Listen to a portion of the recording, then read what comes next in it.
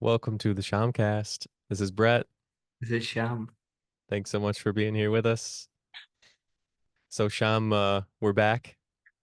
I don't think our audience will really be able to tell, but we took a little break. I think maybe 3 weeks in there Yeah, from doing the podcast. We had a lot of stuff going on. yeah. We had Balaram Jayanti, and we Mm, had Krishna Janmashtami. mm, Some visitors last week, a busy week last week as well. So now we're finally back at it. We were missing it. Yeah, feels good. Feels good to be It's back here with you. yeah. Um, I was wondering, maybe if off the bat maybe we could talk a little bit about the two festivals that we had, these past few weeks. Mm, Um, the first one is Balaram Jayanti, or mm, sort of appearance day, as we would say, or birthday mm, of Balaram, Lord Balaram. mm, mm, And Balaram is a person who, I guess, most Americans, haven't heard much about Lord Krishna, but mm, they, maybe probably have heard the name here or mm, there. mm, Um, if they know anything about Bhagavad Gita, they go, okay, Krishna is the one who spoke Bhagavad Gita, but Balaram is someone who would not be known mm, probably by anybody. mm, Um, but and yet, Balaram is said to be also the supreme personality of Godhead, as mm, Krishna is. So mm, they are brothers. mm. Could you talk a little bit about Lord Balaram? Balaram, I think you might have mentioned him. We might have talked a little bit about him, but like, this is, the some time we knowledge. celebrate his appearance. So, Mm. yeah. So, Prabhu Balaram is he? He's the first expansion of Krishna. Mm. What does expansion mean? Expansion. Maybe a complicated term. Like we call like an incarnation. Okay. Like the Yeah. Lord manifests himself into a different personality with a different mood, but he's the same Lord. And that is inconceivable to us because I cannot expand into another Shyam and in a different feature, different form and can independently work. It's quite complex, right? Like imagine if there is another Bread Prabhu and he has a different mood. Maybe a little more aggressive, maybe a different mood. And then they both simultaneously coexist and work simultaneously and independently. So it's quite complex. But Yeah. then we are limited in our potencies, but the divine is not. Mm. So it is said that he can have unlimited manifestations, yet he remains the same. Mm. Hmm. That reminds me of a quick story from the Bhagavatam. Ah, There's a story about Lord Krishna where basically, I guess long story short, Lord Brahma, who's ah, a very powerful being, actually, the creator of this universe, this ah, ah. specific universe, um, he sort of tests Krishna.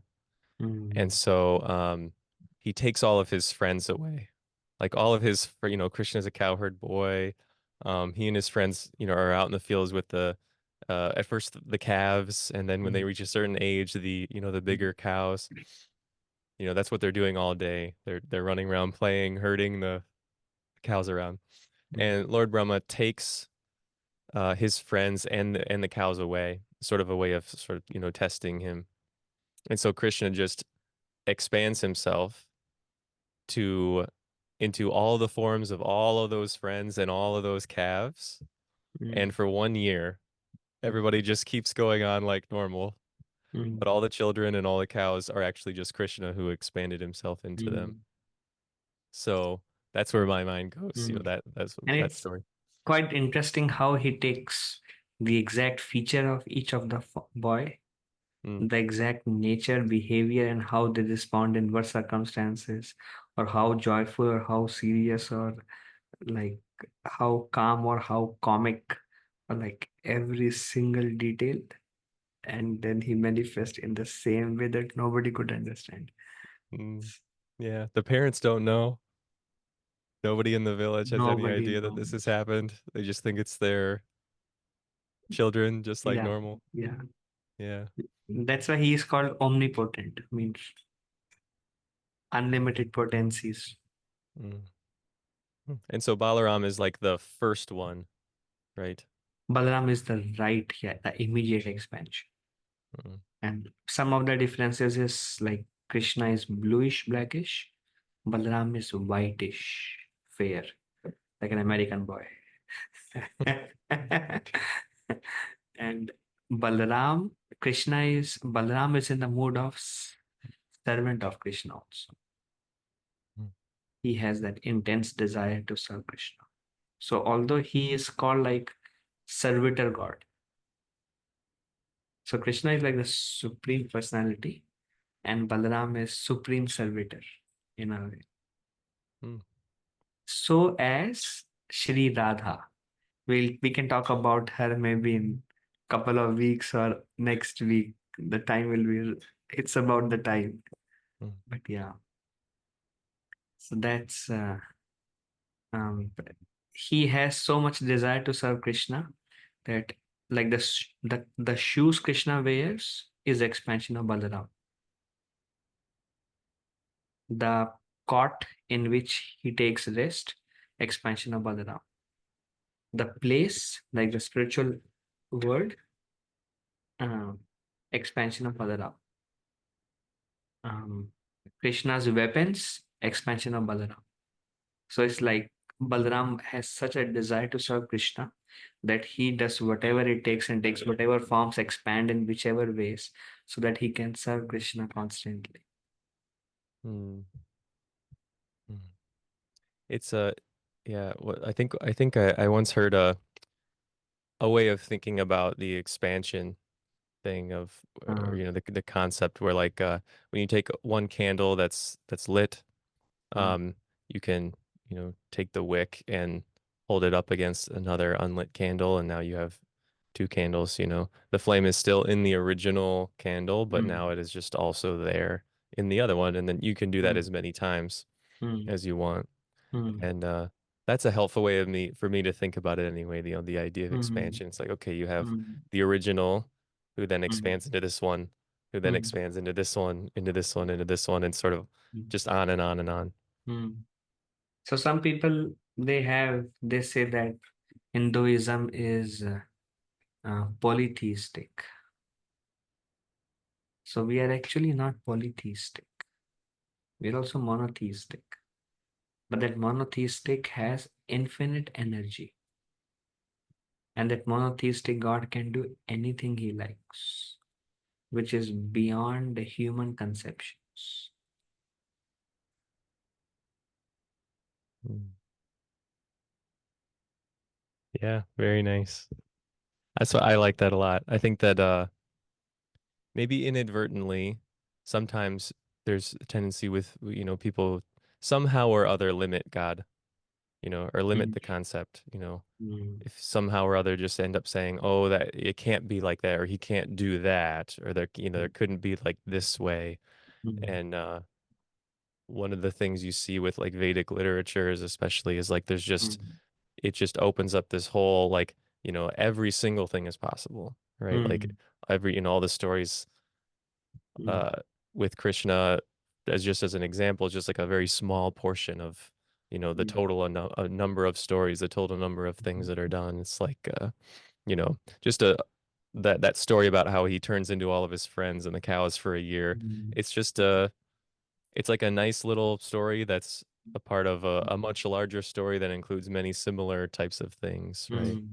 mm, Um, and yeah, I think that it is maybe a common misconception that at mm, least people would have here in the West, that mm, Hinduism or people from India are polytheistic. mm, That it's sort of like there are just multiple gods, and it's like you can pick mm, one, mm. I Yeah. guess. I don't know, but Mm, yeah, at least the Krishna consciousness movement is very centered around the personality of Godhead. mm, In mm, all of that personality's many different forms and moods, as you mm, say. mm, Um, but the emphasis being that it's one. mm, mm, mm. Mm. So, Okay. and yeah, and then after that, a week later, we Uh, celebrated Krishna Janmashtami, which is Lord Krishna's birthday. So, mm, um, I guess the two brothers were born pretty close to each other. Pretty close to each other. 8 days. 8 days. Oh wow, my brother and I were born 8 days apart. Not that we have anything to do with Krishna, Yeah. just Yeah. coincidence, uh, but yeah, and that was like this huge celebration. Um, Mm, yeah, so many people coming together. So many mm, people I've never even met. People from Lansing and from mm, off on the lakes, people from hour to 2 hours away. mm, Who all came and all the vendors set up with food and mm, we had like kids performing little like mm. Krishna skits and things like that. It was a lot of fun. Yeah, it was very wonderful festival. Hmm. It turned out, I think, more than we expected. Mm, yeah, well, very nice, Roji. And now here we are. Um, we're gonna be, I guess, finishing chapter 3 today. Okay. Uh, Most likely. Hmm. We'll see. We'll see where we go.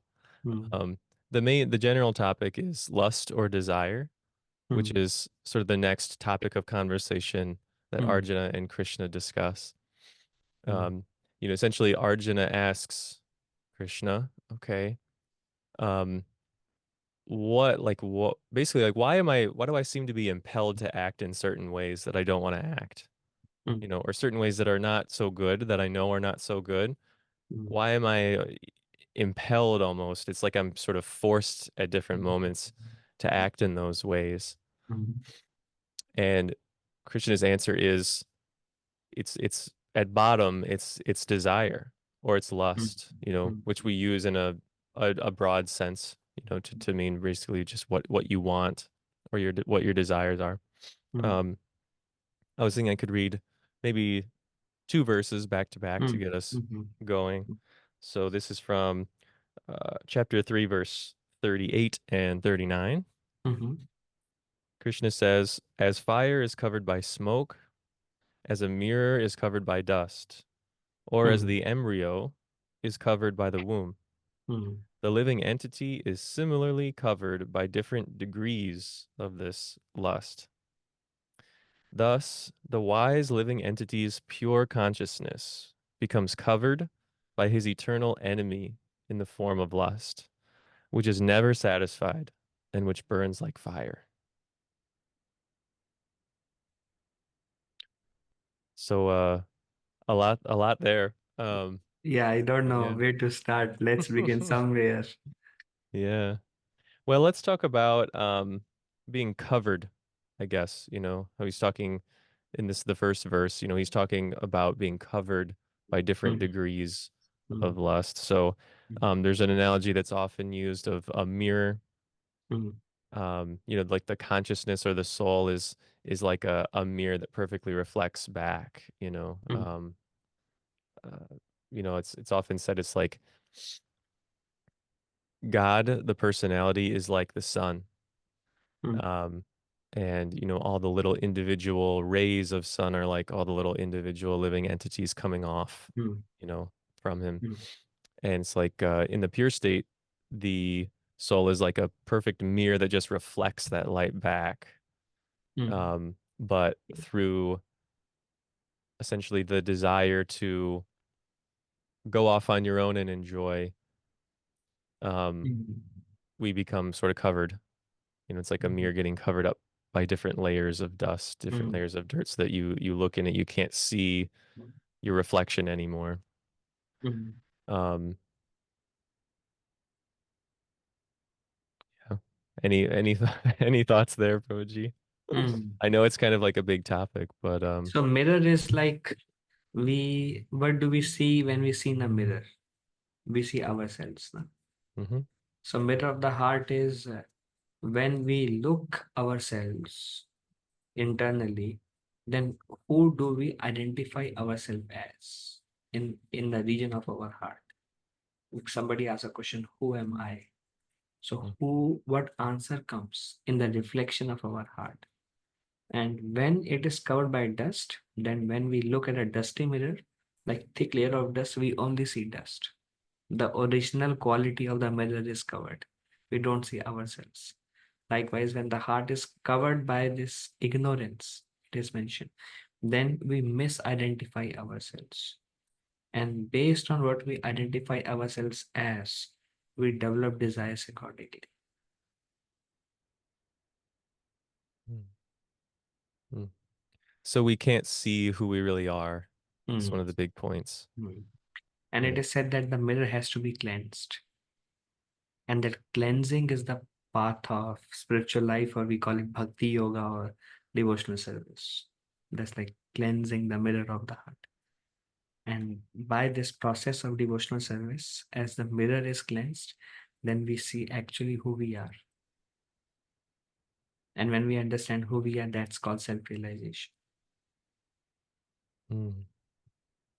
It's I think interesting. Krishna says that the wise living entity's consciousness becomes covered.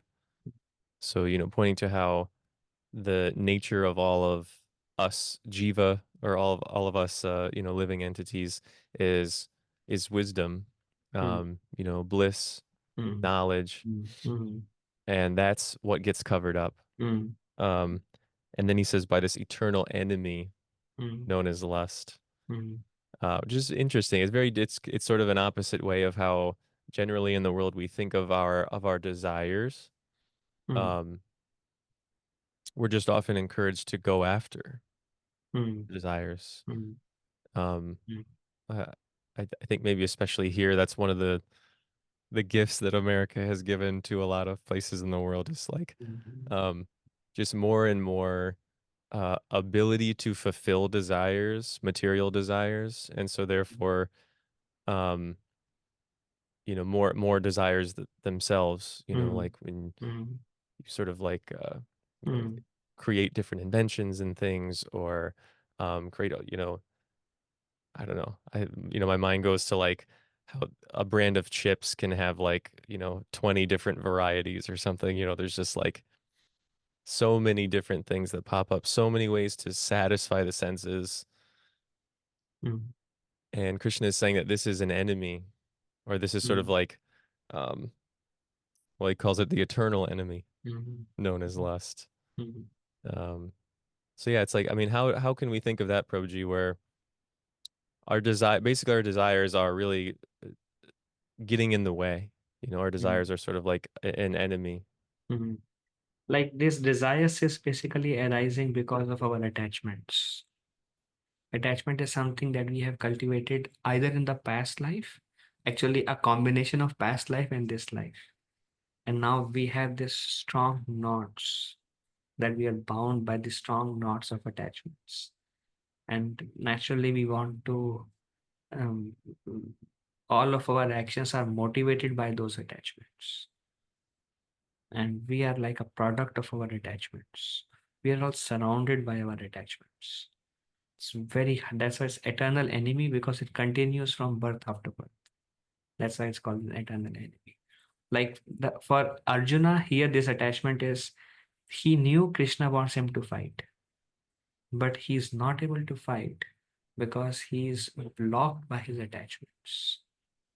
So he's not willing to do what is right, which is to establish dharma. He knew his cousin brothers Duryodhana are on the wrong side. They have done so many wrong things. He knew the power is in the wrong hands, but he just can't overcome, because we think based on our decisions, our thought process is based on our attachments, and this force is very strong. So even if I know what is right, I'm still forced to do, like as you said, as if by force, to act in a certain way only, independent of what my understanding is. Arjuna's intellect, he understands. That's why this question is coming. Even though I know what is right, I'm not able to do it. So that intellectual understanding is there, but he's not able to overcome that force. And Krishna is telling that force is attachment. Mm. And these attachments are like, we want to run after those attachments. And the more we run after those attachments, the more it kindles the fire. In a way, um, by satisfying these attachments, we actually don't become satisfied. We may become satisfied by satisfying those desires. We may become satisfied for a moment or maybe for a few days. But then again, they come back and they come back, and we are strongly bound by it. And then Krishna says that different living entities are covered by different degrees of these attachments. The example is mirror and dust, means easy to clean. Then there is um, um, flame, fire, and smoke. So thicker layer. And then embryo and womb, even thicker layer. So different living entities are covered to different degrees. And it is said that the human species is the least covered by this desire. Still, it is so strong. Mm. And we feel like how the mentality of this attachment feels like we are burning to fulfill those desires. Strong fire.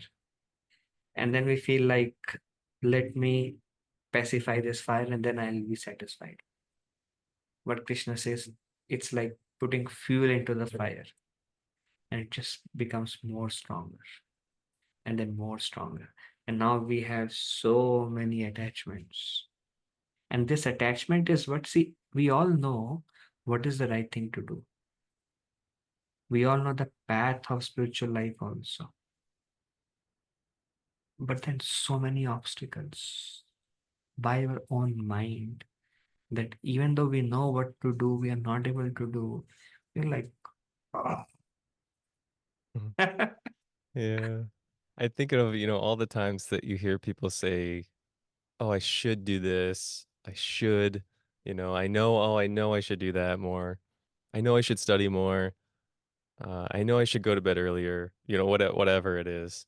Um, yeah, I think maybe 2 times ago, we talked about this, and I think it's so true. It's just like we have this inherent sense. That's what Krishna's one of his whole points to Arjuna is, it's like you are the spirit soul. This is the nature of the spirit soul. This is everybody's nature.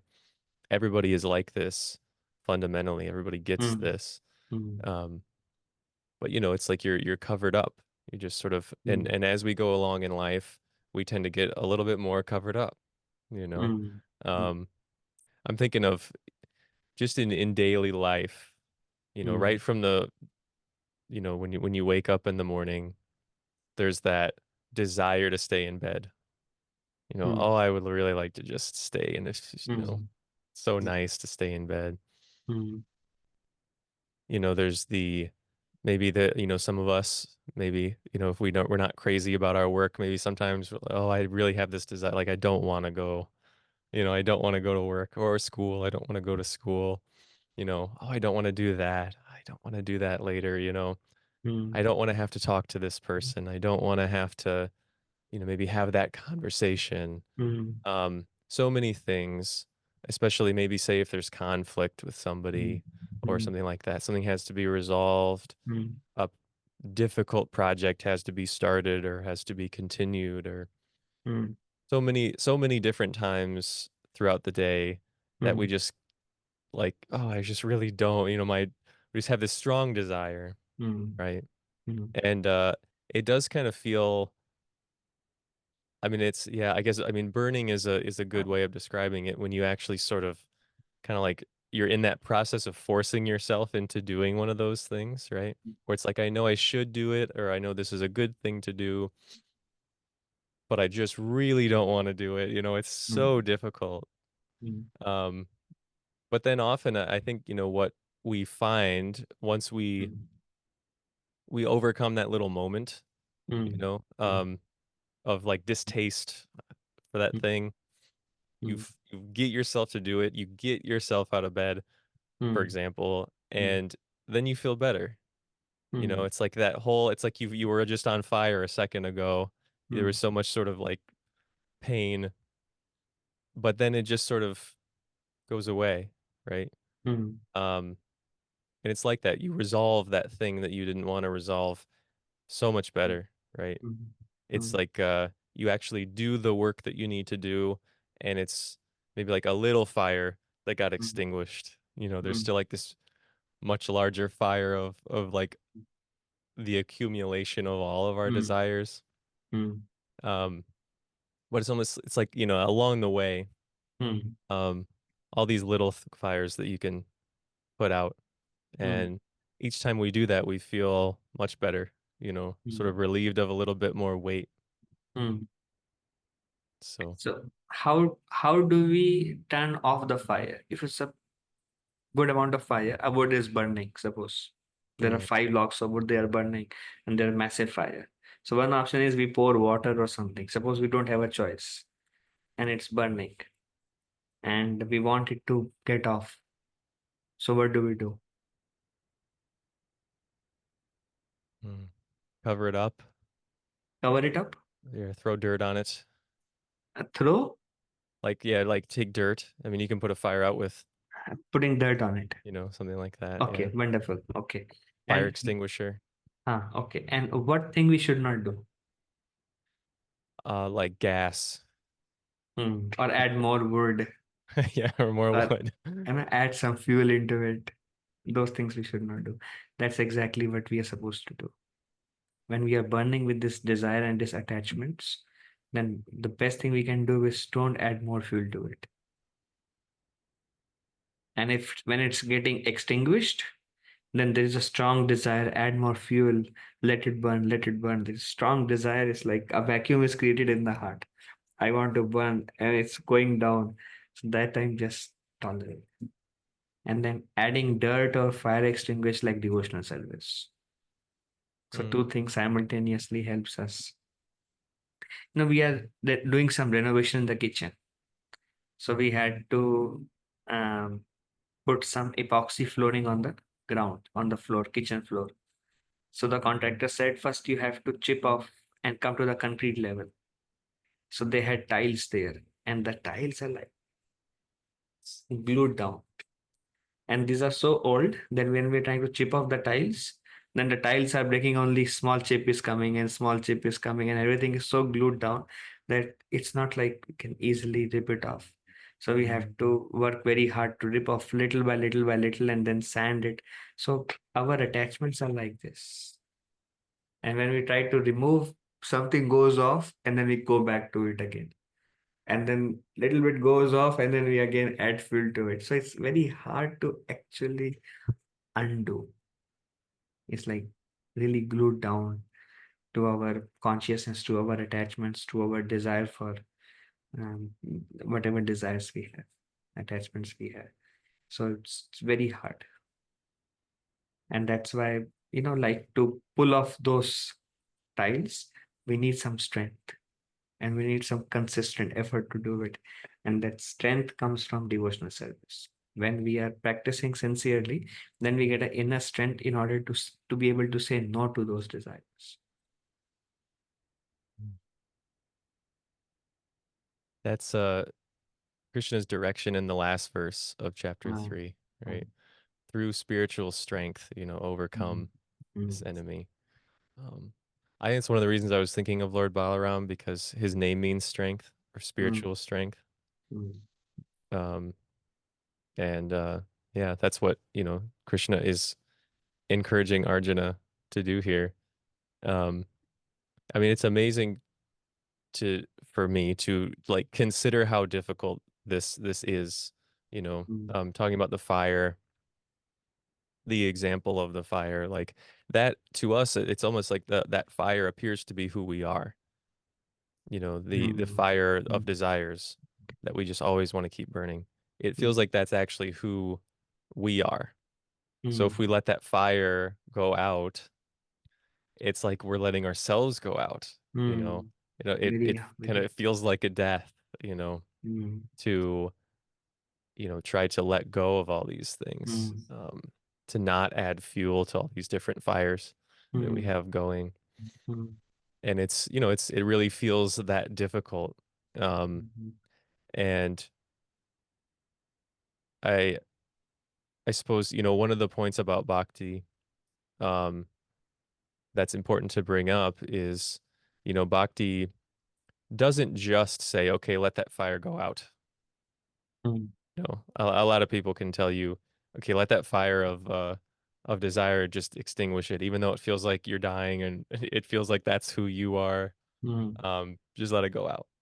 mm, But bhakti, says, okay, on the other hand, like, yes, you want that fire to go out, but there's like a good kind of fire, mhm, right? Or you can transfer your desire from like your own personal desires for sense pleasure, for name and fame and wealth and all these things.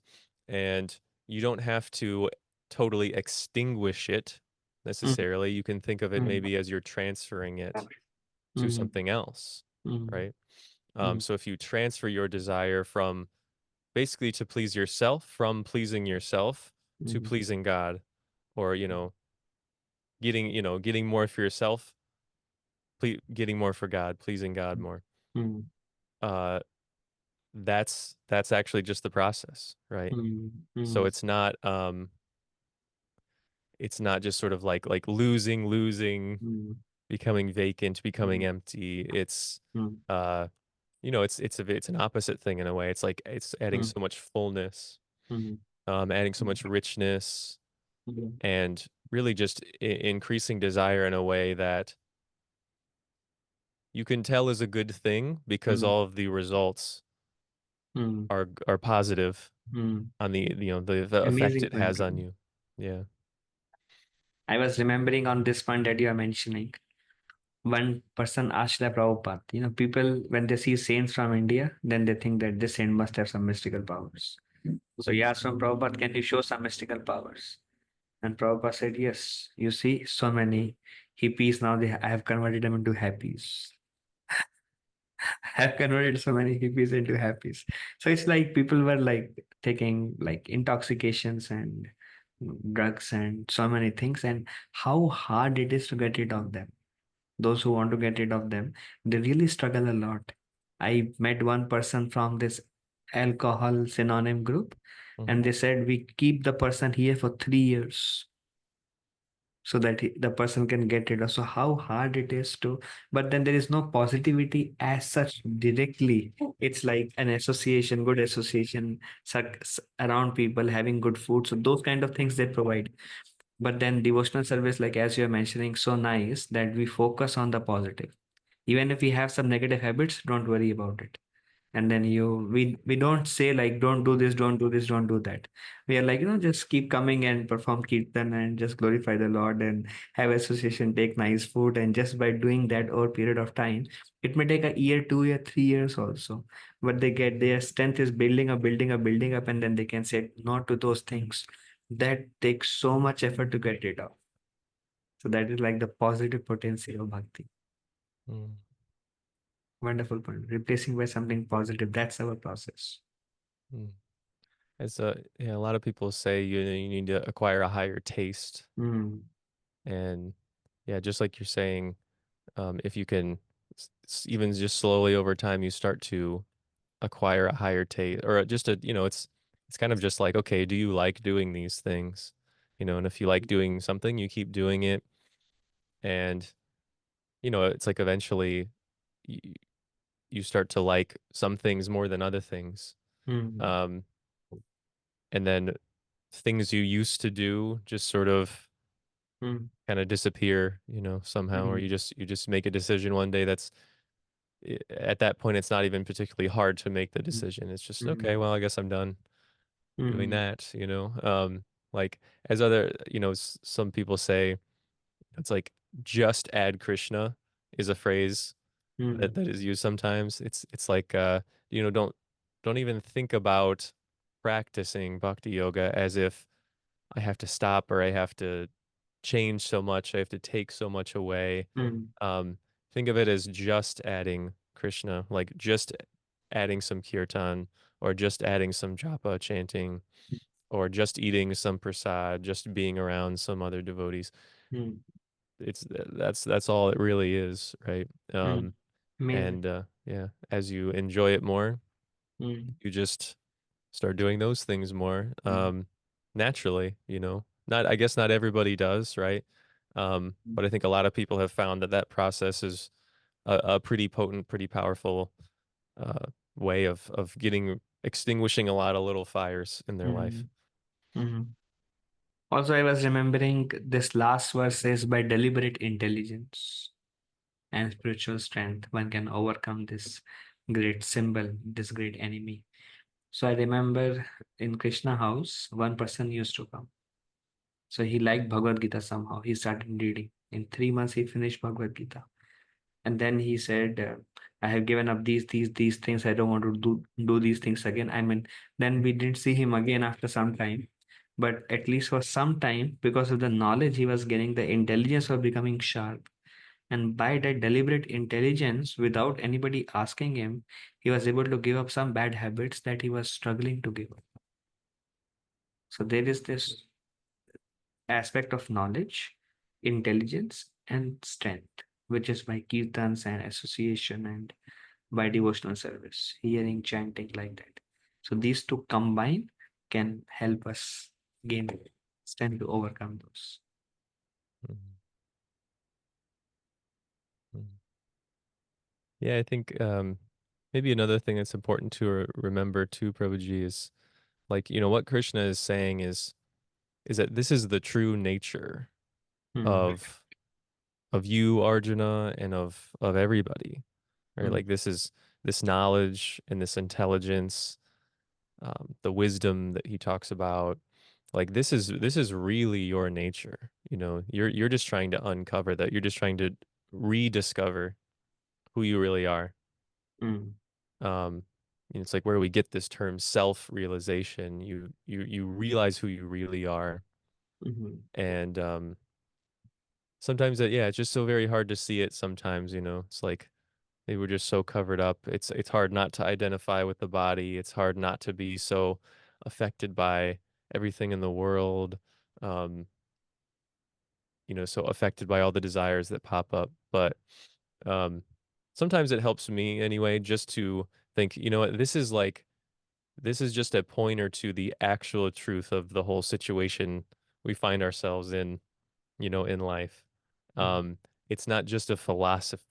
It's not just like this nice story. It's it's an actual it's this thing that's been given to us that's been passed down so many years, and it's this real indicator. It's very simple, you know, um, straightforward, mm, and it's telling us this is how you really figure out who you are. This is how you can really become happy. Um, and that you can't even really imagine how great that can become based off of sort of the material happiness, the material distress that we're used to. mm, Um, mm, but yeah, just that simple thing. It's like this is it. This is really it, you know. Um, and this real thing that kind of, you have to work with, mm, um, that you really have to keep working on, keep trying to overcome little bit by bit is this just very strong desire that's sort of like pulling on you all the time. mm, mm. Thank you, Prabhu. It's a wonderful point. We also discussed in the past, there is a phrase called converting lust into love. Mm. You heard that before? Can you say something on that also? Converting lust into love. Yeah. Hmm.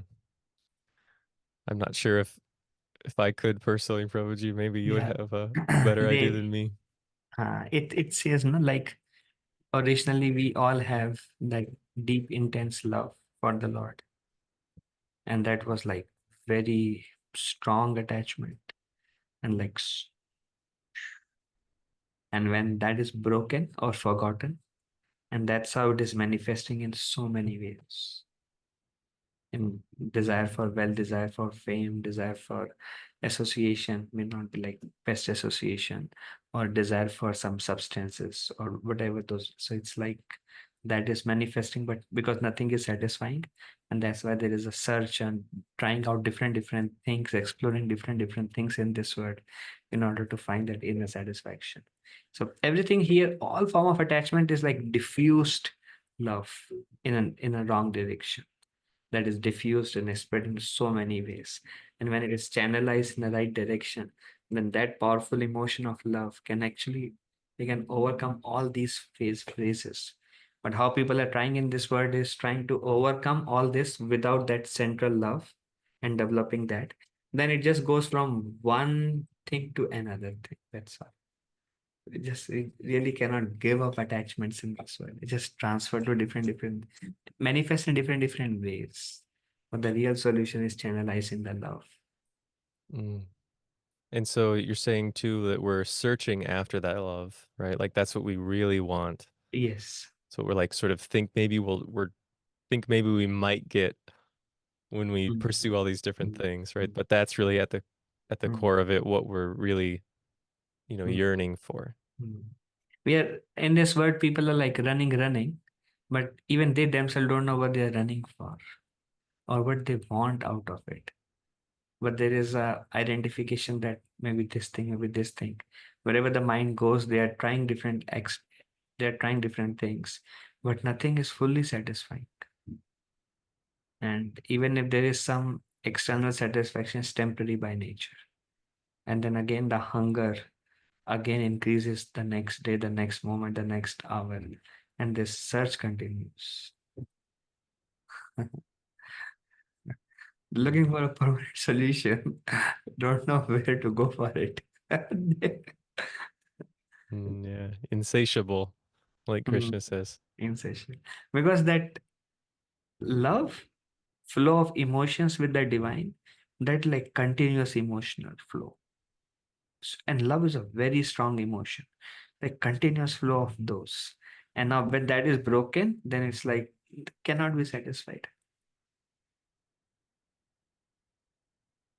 Like even if I'm thirsty and I eat maybe a pizza, it's not gonna quench my thirst.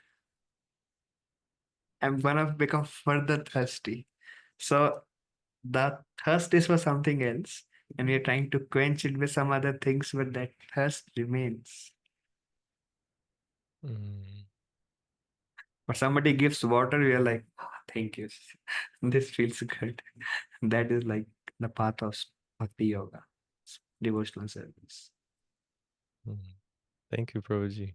And Krishna also says, na, in Bhagavad Gita 6th chapter, Krishna says, after attaining this one feels there is no greater gain. So one who comes and experiences spiritual life, then they feel like, oh, I have tried everything. I've tried that, I was not happy. I've tried that, I was not happy. And when they come here, they feel like the search is over. They realize that actually this is what I've always been looking for. Mm, yeah, like a pointer to true happiness. Ah, Right. yeah. Yeah, I think it was you who told me once. Um, a lot of the things that we consider happiness in our lives, if we really, really think about it, um, it's kind of just a relief of suffering. Mm, It's you almost it's like you can't really call it like true happiness or joy, mm, true enjoyment. It's more of just like you're hankering so bad after something that when you get it, it's just like a relief, a temporary relief that, oh, finally I'm not like, I'm not like on fire anymore because of how bad I want this thing mm, or how thirsty, hungry, whatever it is that I am.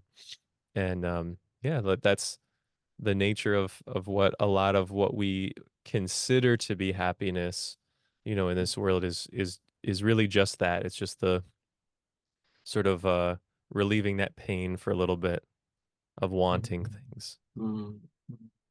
One example I heard, I don't know how true it is, but it is said that if you are thirsty and you drink ocean water, which is salty by nature, then you feel like I'm relieved, but it ends up in further increasing your thirst Mm, because the salt has some nature that it kind of absorbs or something, and then the thirst for it, and now we start choking. mm, So I was thinking like that. yeah. Like, nothing can quench. It's like I'm looking for that pure love, and I feel like this is going to make me feel satisfied. But then it just keeps on increasing. The thirst never ends. Temporarily, it feels like Oh, thank you, Krishna. This feels very good. But then that's like after ocean water, you feel like, oh my, thirst is now gone. I feel very good. But then just to realize, actually, I'm still thirsty. Yeah, comes back. Thank Thinking on the other side, sort of like the idea of transferring this fire, this desire in a positive direction. And think of His Holiness Radhanath Swami Maharaj's book, um, The Journey Home, you. and he describes it, I guess, in this way that is somewhat common amongst devotees, especially. But he at a certain point, he's in India. He just traveled there like on foot, hitchhiking from Europe, and he's been in caves. He's been just doing all these things that he's just like really become this yogi from this just like American kid from Chicago to this sadhu, and he describes how, it's like he was really feeling the the flame of desire for the divine. It was like really getting fanned, and it was just like turning into a forest fire at a certain point. He felt like it was just like, as he's living in the forest, he's practicing these austerities and meeting all of these, wonderful yogis who he just comes across and has all these nice relationships and pastimes with. It's like that fan just kept flame, it just or just kept working to fan that fire bigger and bigger and bigger. And that's a very different kind of fire, right? Mm, It's not the type of fire that like feels like it's consuming you or mm, um mm, draining you, that you just have to satisfy just to like to get it to stop, right? mm, It's that, I mean, I suppose it's the kind of fire that just keeps getting bigger, that just sort of keeps adding. Um, mm, and it's not something, maybe you can speak on this, Prabhuji, but I guess it's just the mm, example I think of where it's like, this mm. is someone describing that fire in a positive way, like, Positive that hunger. desire in a positive way. Mm. So I heard on a similar line the concept of push and pull. So in the beginning, we are pushing ourselves towards Krishna, towards spiritual life. And it's sometimes hard for us to practice spiritual life. I have to go and I don't want to go. I have to do this thing. Or I have to hear now. Or I have to chant now. I wish. Oh. So there is some kind, we are pushing ourselves towards Krishna, like because may want to do so many other things, but we are pushing. But pulling is when the grace of the Lord comes. Then there is a huge hunger and want to do this, and we become so enthusiastic and we just want to keep running and keep doing so much, and we are deriving so much nourishment from there. And the more nourishment we derive, we are like we are more hungry to maybe do some more kirtans and we hear some more, and it's like feels so good and then a little bit more. So that's like the grace. There's a path of pull. So it is said that when initially we have to push ourselves, and then when we cross a certain threshold, which is we become noticed by the Lord, and then when we start experiencing His mercy, and then it's a breeze, it's a smooth ride there. So that's wanted. Mm. So yeah, for now we just have to keep pushing until we get pulled. Yeah. But I mean, in our path of push also, it's not always. Sometimes we feel like very good, Mm. but sometimes I feel like uh, just as a matter of regulation we do it. But then we see that all these great personalities who have this strong hunger, they have gone through that phases in the past. And nothing good in this world comes easy now. People who have very good jobs, then they must have struggled very hard in the colleges and going every day to 6 hours of classes and part-time jobs and no vehicles and food problem, and they're just pushing, pushing, pushing. And now life is very much set. So nothing is easy. So we want to become noticed by Krishna, and that takes a little bit of effort. Mm. Mm. All Very right. good, Prabhuji. Thank you. So what do you think? Is that good enough for today? Yeah, feels good. Yeah. So thank you for joining. We'll see you next week. Bye for now.